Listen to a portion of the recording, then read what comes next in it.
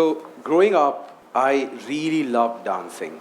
I enjoyed it so much that I would dance anywhere. I still have this vivid memory of my grandfather once shouting at my mother that, "Can you tell him to stop? It's a graveyard right now." We were actually at a funeral and I was dancing. And this is actually not made up. And you see the two pictures. That's one of them is me on the right. The one on the left is actually my brother. So one of the things we did a lot was dance a lot, and the other thing is we wore really cool clothes. My parents both loved dressing us up really well. Even when times were tough and we were from a low middle class family, they always found a way to dress us up really well. I think what that did was that we were always very confident as kids. We really believed that we could do anything if it was up to us. We grew up in this small city called Baroda, if any of you know, and our aunt used to live in a smaller city close by called Anand. And every holiday, we would actually go to my aunt's place, and my cousins would be there as well. So, my aunt used to live in this railway colony where there would be these houses, and there would be a small cement pavement in front of it, and a little muddy platform right in front of it. One day, I was like, you know what we should do? We should actually do a dance show in the railway colony. So me, my cousins, and my brother, we decided we're going to organize a dance show in the middle of a railway colony in Anand. That was the level of confidence that we stood with. So we went out, we created these small tickets and gave it to all the kids. We actually charged them 1 rupee for the ticket. And we told them, come in the evening at 5 o'clock and please dress up when you come for this event. And they all took that very, very seriously. We also took a red-colored welcome mat because we didn't have a red carpet, and we put it right in front of the muddy path.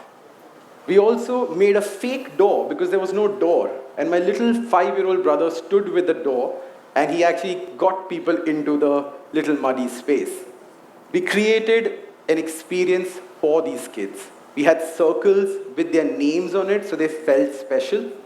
And we actually served them ruafza, for those of you who know what ruafza is, with ice cubes in them. Because to us, ice cubes was a thing of luxury.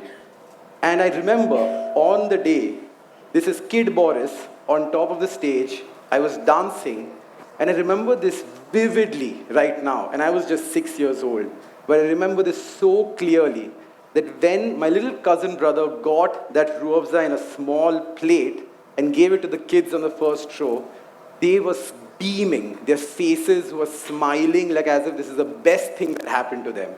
And I was no longer interested in the dance anymore because I swear to God, that really made me realize what a joy it is to design an experience for people. From that point onwards, I believe I became an experience designer. And every day after that, I was doing it without even knowing it.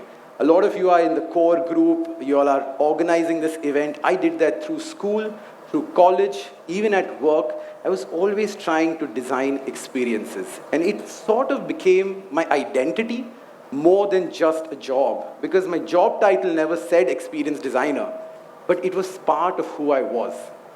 So what does it mean, part of who I was? It's my identity. It actually means that I'm extremely mindful of the experiences that I design for myself, for my family, and for the team that I work with.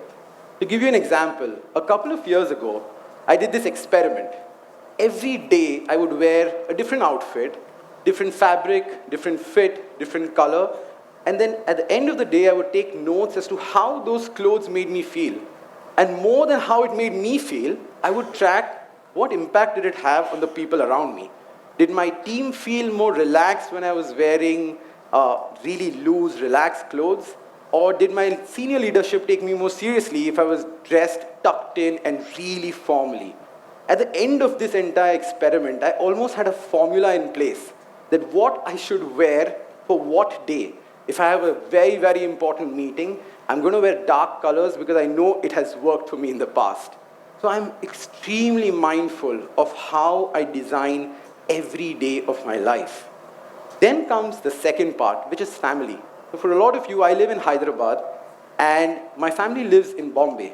I actually come to Bombay every weekend, One day before I come, I sit for an hour and actually plan out exactly what kind of experience I'm going to give to my son. My son is 5 years old, and I truly think about every little thing, even what I'm going to wear, because he doesn't like hugging me if I'm wearing very hard clothes. So I only carry really, really soft clothes because he doesn't hug me otherwise. So there's a lot of design in every weekend. There's one day we spend just taking all his figurines and asking ChatGPT who would win if these two fought. And the simulations are mind-blowing, right? One day we'd just be doing origami all day long. And one day he would be a samurai walking around Bandra streets with a sword behind his back, and everybody's wondering what's happening here. So there's a lot of thought that goes into designing experiences for him. And lastly, coming to my team, I've had a team for over 10, 15 years now, and every time I'm extremely conscious of how I design the experience of everybody who works with me. So we have this thing called a gratitude session. Once a month, my entire team sits in this beautiful garden in our corporate office in Dr. Reddy's, and we talk about what we are grateful for, professionally as well as personally. And it's one of the most beautiful sessions that happens. We all look forward to it. We actually start feeling so much better after that session. Every little event that we do a quiz. I actually convinced our chairman to come and give that gift to the winner. And the people who won will never forget that moment. We celebrate every birthday with so much effort, every farewell, every time someone joins. And no, we don't always dress like that. That was just an Onam celebration. But just to give you an idea that why this is part of my personality, it's because I think about how to design experiences intentionally every day, right? Now, I work at Dr. Reddy's, and I lead a team called Studio 5B, which is an experience design team at Dr. Reddy's. All these years, I was doing experience design on its own in various ways, but I honestly began to understand what it actually means once I joined Dr. Reddy's. I've been in this organization the last 6 years now. A lot of people often ask, why is there a design team in Dr. Reddy's? That's a pharma company. You guys sell medicines. Why do you need a design team over there? And actually, you do need a design team there, and the people who make it happen is our leadership. On the right side, you see is our chairman, Ms. G.V. Prasad, and on the left side, you see M.V. Ramana, who's the CEO of Branded Markets in India. This is actually the inauguration of Studio 5E office in Bombay. My apologies, in Hyderabad, when we moved from Bombay to Hyderabad. And I still remember what Mr. G.V. Prasad said to my team that day, that you guys need to fight for the patient. Whenever we can, we have to design a beautiful experience for the patient. The business will always tell you to tone it down, but it is your responsibility to stand for the patient. And that never goes outside my head. So, now, what is the difference between how we think today in large organizations and how we think today at Dr. Reddy's? In most large organizations, people ask the question, what do we have to do to make people do something? Click a link or go to our website or buy a product. But at Dr. Reddy's, we actually start by asking, what do we want to make our user feel? What are the feelings that we want to arouse in the person? What kind of emotions we want them to feel? And that is a starting point, and I assure you that the outcomes just follow, right? So I just want to give you a crash course in how a pharma company works, right? So as an organization, Dr. Reddy's has a large purpose, right? Which is good health can't wait. And then under that, you have this entire value chain, which is we select a product, then we manufacture the product, then we brand and market the product, and the product's delivered to the patient, and then the patient experiences the entire product. Under this is this entire set of people who work really hard every day to ensure this ends up happening. Now, most people would believe that a design team is actually just there for brand marketing and strategy. But actually, that's not true. One of the biggest tasks that the experience design team at Dr. Reddy does is percolates the purpose of the organization into the entire employee base. So our purpose is good health can't wait, and making good health available and accessible patients across the world. So how do we bring that about into the entire organization? And we do many different kinds of things, but this is one example. Every month we have something called Impact Day, where we take a particular therapy area like oncology or diabetology or cardiovascular, and we take every aspect of that therapy and see to it that people understand the disease, people understand how the treatment happens. We also find patients within the organization who come and talk about their experience. At the end of this entire experience, people actually feel connected to their larger purpose. We also have something called Molecules That Matter, where we take really complex molecules and medicines and create the mechanism of action in a very, very visualized way. And we talk about the impact that molecule has on a patient. And you will not believe it, there are people who work in a block in the plant on just one line, right? And they don't even know what happens to that product. But when they see these, they actually write on these posts saying that, hey, I actually work on this product. And there is a sudden pride that actually comes into the person. The second part, and I'm not going to get into the brand and marketing part, I'm going to talk to you about how we help people select products. We actually built this platform which actually lets people in the organization come together and ideate by understanding the journey of a patient. So we take these therapy areas, we understand how does a patient who's going through cancer actually deal with the entire experience.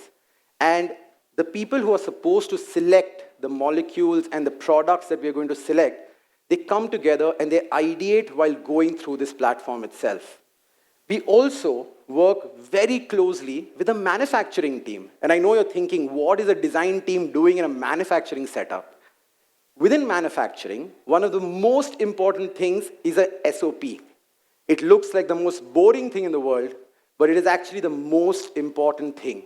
It is how people actually process certain activities in the plant. And there's this amazing story our quality head told me, which his professor told him, that there was this person who was told they have to take a piece of cloth, spray on it, then wipe a machine, fold the cloth, spray it again, and wipe it again. And when someone went and actually checked as to how this person is doing it, they were taking a bowl, putting it under the tap, then taking the water, dipping the cloth in it, and cleaning the machine, and then dipping it again, and then cleaning the machine. And that is actually a violation. But nobody went and checked that why is that happening? And the reason was that the tap was too low and the spray bottle didn't fit under the tap. Something so little, right, can actually create such a ruckus. So we worked with the quality team to redesign the SOPs at Dr. Reddy's. We worked on ways to use color, structure, formats, maps to make it so memorable for people that people never forget how to actually do an activity. And it has actually worked wonders. Now, I'm coming to the last part, and this is the most important part. So many people join our company. We have 25,000 people in our company. They join, they have an interview, they go through their entire life cycle of a job, and then they quit. This entire experience is also something that we are deeply part of. All the way from designing the website, corporate website, to their induction experience, to what is the kit that these people will get when they join the company, to what is the gift that they will get when they're leaving the company. Every word of the email that goes to them when they are hired for the job or they're offered the job is something we carefully curate because we know how that makes a difference. So the entire journey from joining and leaving, we're actually part of that journey. So what does this mean? We're today doing experience design across this entire organization, but how are we doing it? So it's 3 different steps that we are using today, and I'm really hoping that some of you will actually use this. The first step is we start with how do we want the user to feel? What are the emotions we want them to feel? The second step that we do is we try to understand who is the provider of that experience, who is the designer of that experience, and how can we actually motivate that person. And the third thing is we'll get into the micro details as to how someone can have a great experience. Now, I want to use this opportunity with you guys to see if we can actually do that. I want you guys all to shut your eyes and think of one person who lives in a different city who you miss dearly. and they're alive, they're in a different city, but you can't travel there. Just think of a person like that. I'm sure you have a friend who's gone to study abroad, or you have a grandparent somewhere. Just think about that person.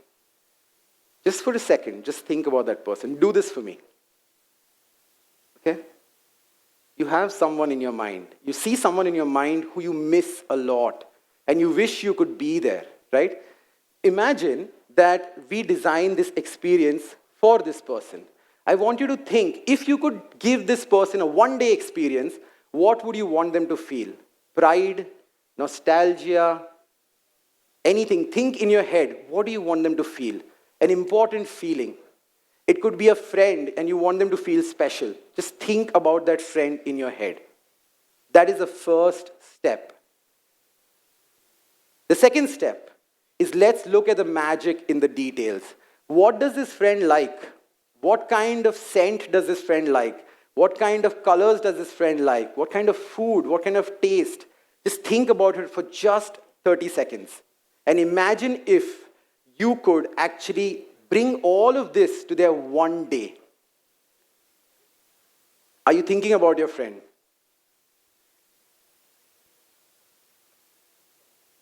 And the last part, I want you to think about all the people who you will use to provide that person the experience, because you can't be there. You might have to ask the Swiggy delivery guy to be nice to your friend. You might have to ask the waiter at a restaurant to actually go and surprise your friend. So how can you convince those people to actually deliver this experience? What will you tell them? Why do they need to do this for your friend? Why do they need to do this for your loved person? What will you tell the watchman of the building where your friend lives in a different city? What you just did is actually designing an experience. The only difference is, in most cases in large organizations, we don't feel this feeling for the user, or we don't feel this feeling for the patient or the customer. But if you actually think about it from this lens, you can actually design beautiful experiences across the world. Today I actually got my son and my mother for this experience, and they had no idea that they're going to be in my deck. And both of them just had an experience on their own. I really hope this experience moved you guys. Thank you, everybody.